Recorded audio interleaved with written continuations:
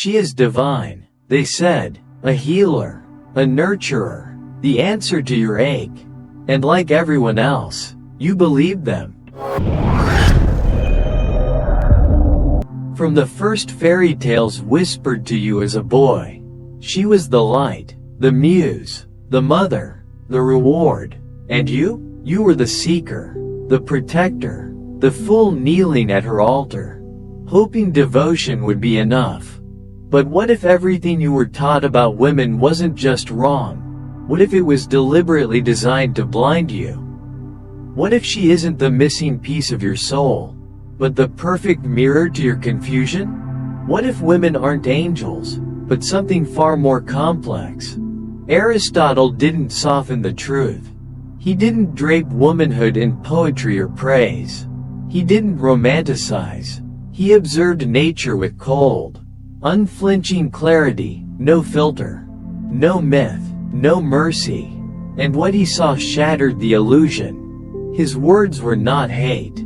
They were biology, not a judgment, but a conclusion. The female is, as it were, a mutilated male. That truth wasn't about superiority. It was about form and function. About how nature shapes roles, not for fairness, but for survival. But let's pause. This isn't about biology anymore. This is about what that biological truth does to the illusions you still carry. What if love, raw, unfiltered, isn't mutual? What if it's hierarchy, cleverly disguised as devotion? What if, when you say, I love her, what you really mean is, I'm surrendering to the version of me I wish existed?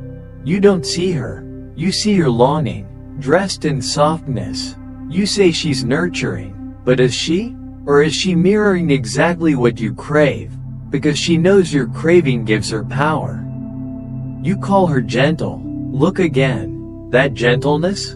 It's a performance. Not always malicious, sometimes even unconscious, but it's still performance. Because if Aristotle was right, then everything she is has been sculpted by the weight of your expectation. Not because she's weak, not because she's manipulative, but because she's adaptive, strategic, emotionally fluid, a shapeshifter. When you are not the default, when you are not the center of the world, you learn to survive by bending to the dominant force. And in a man's world, women don't bend out of love, they bend to endure. So ask yourself, when you look at her, what are you really seeing? A person, or a projection? A partner, or a placeholder for your unresolved hunger? You don't want her, you want the idea of her. And she knows that. That is her power. She doesn't need to overpower you. She just needs to reflect you. And once she does, once she becomes the echo of your emotional fantasy, you fall. You surrender, not because she is powerful, but because you handed her that power. Not because she is divine, but because you are lost. And when you surrender, when you trade your sense of self for her approval, what's left? You think it's love, you think it's giving, but it's not. It's bargaining. You are offering your masculinity on the altar of validation, praying she'll say, you're enough.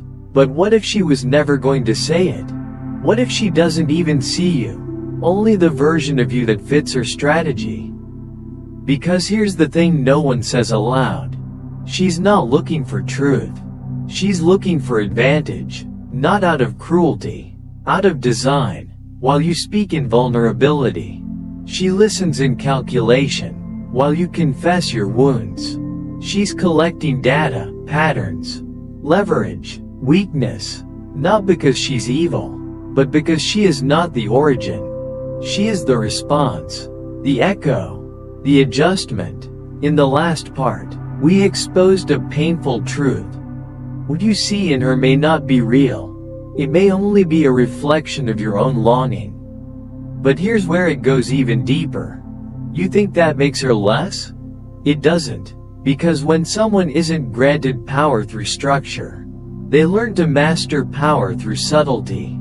You call her emotional, But in reality, she's surgical. You think she's feeling you? She's scanning you. Every glance, every pause, every shift in tone, she registers it like code.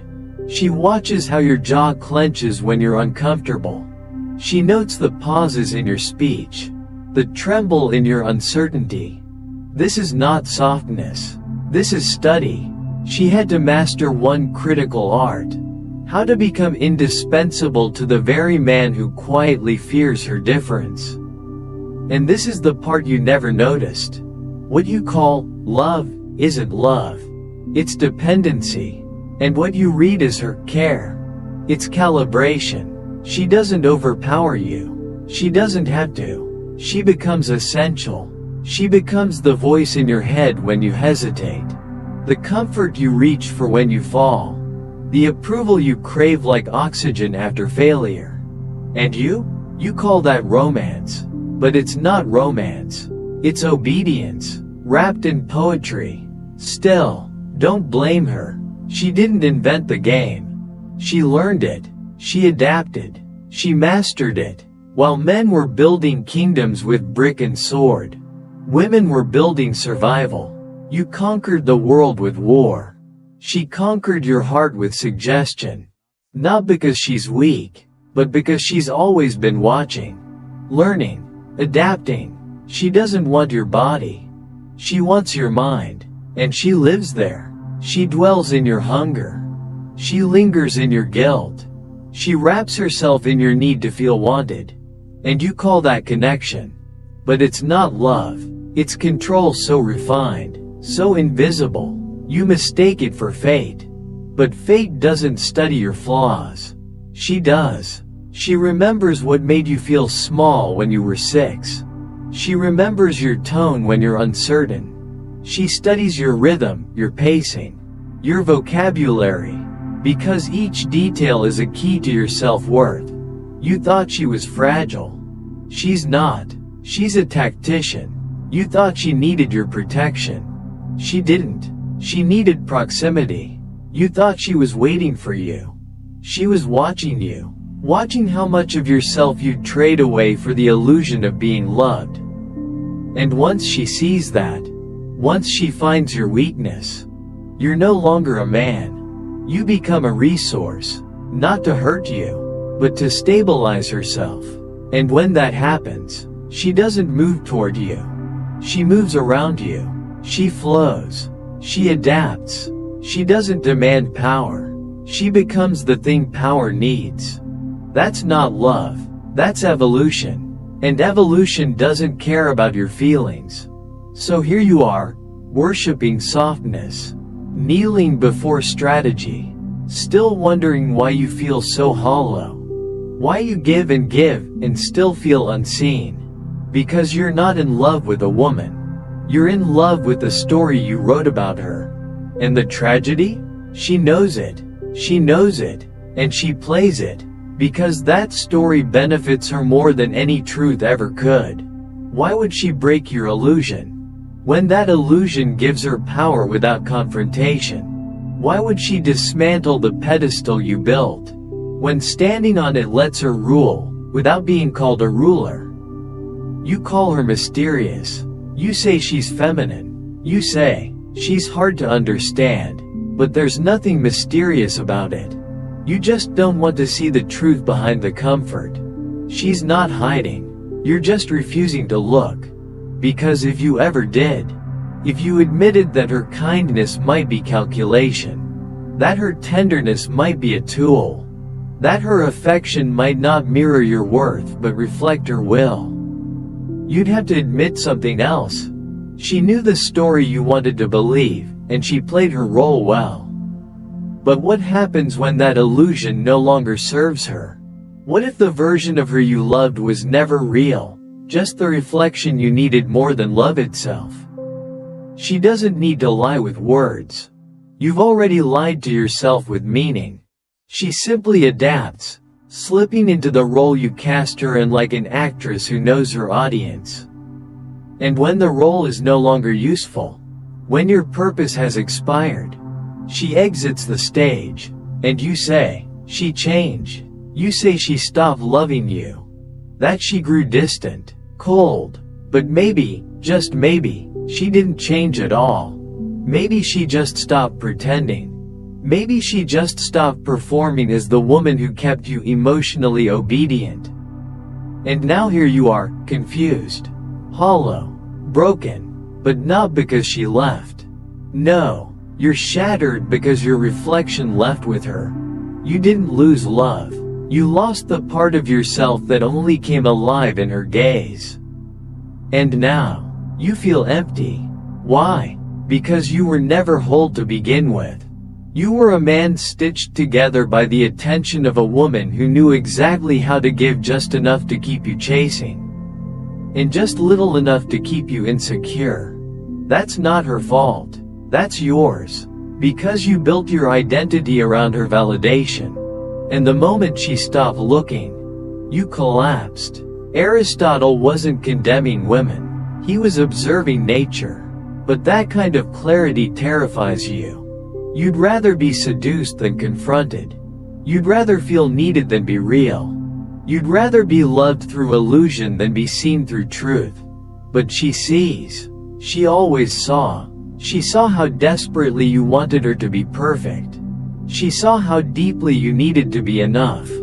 And she used it, not cruelly, but instinctively. Because when she's the imperfect man, as Aristotle might say, when her form is shaped by reaction rather than creation, her power becomes perception. She learns to manipulate attention, provoke emotion, and center herself in your vulnerability. And when she does it well, you don't even notice. You call it magic. You call it fate. You call it love. But it's not magic. It's measurement. She isn't mysterious. She's meticulous. Every pause, every sigh, every tear, intentional. Every tender gesture, every retreat, every spark of affection, strategic. She's not emotionally lost. She's emotionally literate. She knows the grammar of your heart better than you do. And slowly, silently, strategically, she edits you, until one day, without realizing it, you're speaking her script, and forgetting your own. And this is where men begin to break. This is where the illusion becomes unbearable. Because eventually, the cracks start to show. The pedestal wobbles, and you begin to see it clearly. She doesn't admire you, she manages you. She doesn't uplift you, she rearranges you. And when you resist, when you reclaim a little piece of yourself, when you finally say, no, she pulls back, not because she's hurt, but because she's losing control. And without control, there's no leverage. And without leverage, there is no intimacy. Because in her world, intimacy isn't connection, it's choreography. And you've been dancing to her rhythm without ever realizing the music was hers. You danced because it felt like love, because it felt safe, because the myth of her grace wrapped around your loneliness like silk on skin. But that wasn't grace, that was gravity. You didn't fall in love. You fell into orbit, orbiting around her moods, around her silence, around her approval, around her withdrawal, and you mistook that orbit for closeness. But closeness without clarity? That's not love, that's captivity. And you've been captive so long. You've mistaken the cage for connection. You used to have edges, convictions, direction. Now, you hesitate. You second guess. You edit yourself, shaping your words, your tone, your truth, just to avoid upsetting her. And you call that love? You thought it was love. But it was choreography, her music, your movements. And now, in the silence between steps, the truth begins to echo louder. Because real love doesn't demand self-erasure. It doesn't punish authenticity. It doesn't ask you to shrink so someone else can feel bigger. If the price of her affection is your voice, your will, your backbone, then what you have isn't a relationship, It's a rehearsal for obedience. And yet, you defend her. You justify her. You tell yourself she's just complicated. Just misunderstood. Just been through a lot. But deep down, under all your rationalizations, something else burns. A quiet truth you don't want to name. She's not confused. She's not lost. She's clear. Crystal clear. She knows what she's doing. She knows exactly what she wants. And more importantly, she knows precisely what part of you she has to touch to get it. You think she's emotionally raw? She's emotionally precise. You think she's overwhelmed? No. She's calculating. Every outburst, every retreat, every tear, it's not breakdown. It's strategy. Because in a world where the male is the norm and the female is the deviation, the only way to win is to make him give up power willingly. And you did. You offered it like a gift. You thought it made you noble. But it didn't. It made you predictable. And predictable men? They're easy to break. So when she pushes your buttons, it's not by accident. She's been mapping those buttons since the beginning. Every compliment, a probe. Every, I love how honest you are, a calibration. She doesn't want your soul. She wants your pattern. Because once she knows it, she owns it. And the moment she owns it, she owns you. And you call that intimacy. But that's not intimacy. That's influence wearing love like a mask. And now comes the deepest betrayal. The one you don't say out loud. The one that stings in silence. You know she doesn't admire you. Behind her eyes, she's not looking at a man. She's looking at a project. Your strength? Not admired, tolerated. Your vulnerability? Not cherished, archived. Stored for later. For leverage. For when it's useful. You thought she was nurturing your wounds. She was memorizing them. Because whoever knows where it hurts, controls when it hurts. And so you stay silent. Because to speak, to name it, would mean destroying the fantasy. And the only thing scarier than losing her is realizing she was never yours to begin with. You weren't loving a woman. You were being owned by one. The pedestal you built wasn't an altar. It was a stage. And all along, you were performing. Aristotle never said women are malicious.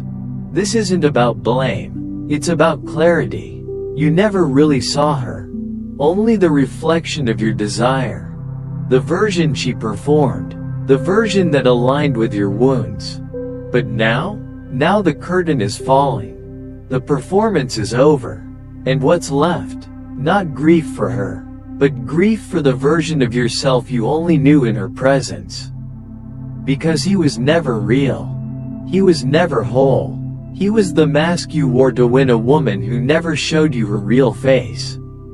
And now the mask is gone. And you're standing in the wreckage. Not of love, but of your own delusion. The dream that a woman could complete you. That her affection could redeem you. That her attention could define your worth.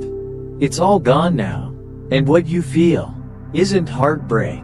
It's the weight of your own identity. Staring back without the filter of fantasy. But listen, this isn't the end. This is the beginning. Because now, finally, you're forced to ask the question you've spent your entire life avoiding. Who are you without her? Without the emotional training wheels. Without the praise. Without the part you played to feel valuable. What remains? And if the answer is silence, then that silence is your truth. That silence is your foundation. That silence is the first honest thing you've felt in years. You were taught to be the hero in a story written by someone else. But what if there is no story? What if she was never your salvation, but your mirror? Not to reflect your strength, but to expose your fear? Because the truth is brutal. The truth is liberating. You never loved her. You loved the way she made you forget how lost you really were. You thought you loved her. But what you really loved was the feeling of being chosen. You loved the relief, the sweet escape from the noise inside your own mind. You loved the illusion that someone else could validate you enough to quiet the chaos you refused to face. It wasn't about love, it was about relief. Because she didn't just enter your life. You made her your center.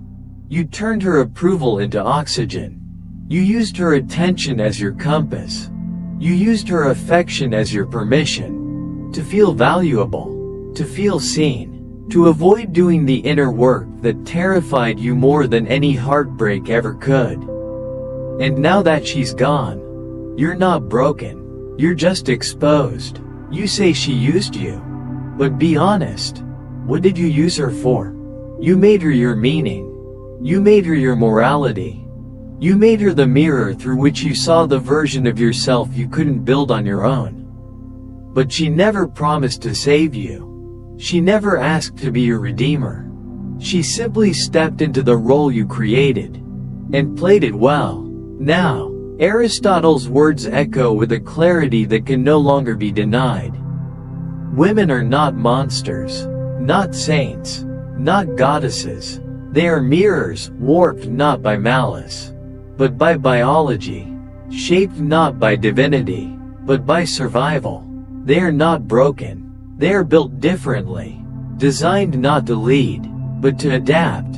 And when you refuse to see that truth, when you ignore her nature, you don't become her lover. You become her victim. But this is your moment of power. This is your awakening. Because when you stop seeing women as solutions, you finally begin to see yourself as one. When you stop chasing the reflection, you start building your own foundation.